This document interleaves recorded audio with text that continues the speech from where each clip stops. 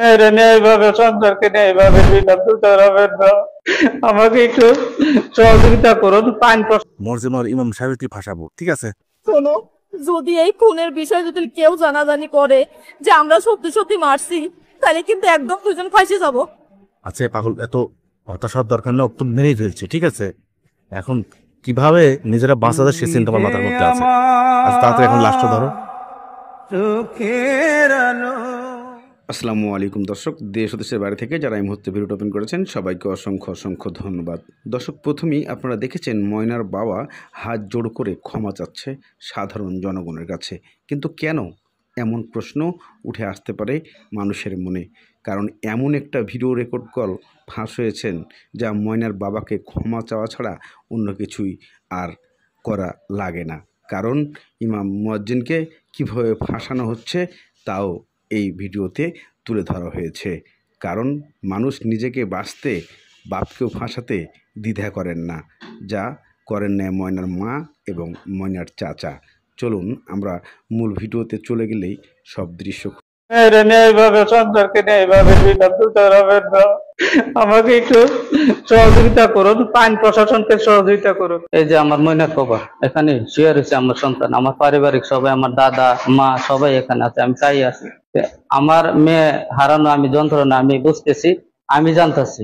আর আমার কিছু যে ভিডিও এডিট করে তারা কিছু আগে পিছিয়ে করে এইভাবে বিভ্রান্ত ছড়াচ্ছে, করে আমাকে আমার ফ্যামিলিকে ধ্বংস করতে চাইতেছে, আমাকে ধ্বংস করতে চাইতেছে।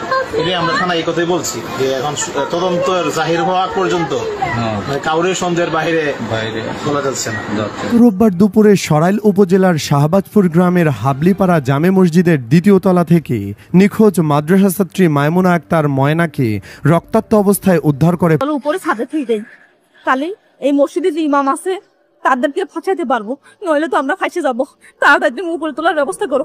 তুমি ঠিকই বলছো, মরজেমার ইমাম সাহেবকে ফাঁসাবো, ঠিক আছে? শোনো, যদি এই খুনের বিষয় যদি কেউ জানাজানি করে যে আমরা সত্যি সত্যি মারছি, তাহলে কিন্তু একদম দুজন ফাঁসি যাবো। আচ্ছা পাগল, এত হতাশার দরকার নেই, তো মেরেই ফেলছে, ঠিক আছে?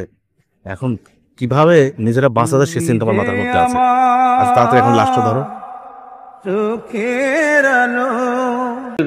আমার এবং প্রশাসনের সন্দেহ তো আমিও আছি, আমার ফ্যামিলিও আছে, কেউ সন্দেহের বাইরে না। আমি কথা বলছি, কেউ সন্দেহের বাইরে না। আমার ভাই আছে, আমার পাড়া প্রতিবেশী আছে, সবাই সন্দেহের ভিতরে আছে। এই কথাটাকে যে এই কথাটা এডিট করে খাইতে আগে ভিজে করে তারা এইভাবে বিভ্রান্ত ছড়াচ্ছে। যারা আমার ভিডিও গুলা খাইতে এডিট করে এইভাবে ছড়াচ্ছেন, দয়া করে আমার রিডারে এইভাবে ছড়াবেন না। যারা করছেন আপনারা ডিলিট করে দেন।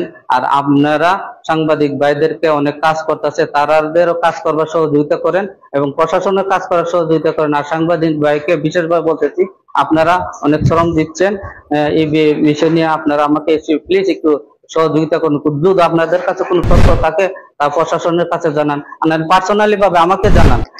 আমি আপনাদের কাছে চিরকৃতজ্ঞ থাকবো এবং ময়নার হত্যার যাতে সুষ্ঠু তদন্ত করে তার মূল আসামিকে গ্রেপ্তার করা যায়, এই বিষয়ে আপনারা আমাদেরকে একটু সহযোগিতা করুন। প্রিয় দেশবাসী, যারা আমার মেয়েকে নিয়ে মানববন্ধন করতেছেন, ফেসবুকে লিখতেছেন মেয়ের হত্যার বিচার চাই এবং ফাঁসি চাই, আপনাদের কাছে চিরকৃতজ্ঞ।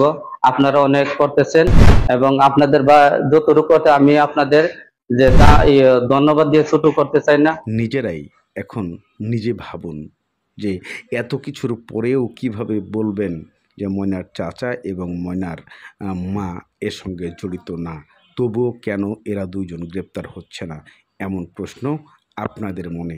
এখন আপনারাই কমেন্ট করে জানাবেন যে আসলে এই অডিও রেকর্ডগুলা কোথা থেকে আসছে, কিভাবে আসছে, এটাই সবারই ধারণা। তবে ভিডিওটা অবশ্যই শেয়ার করবেন।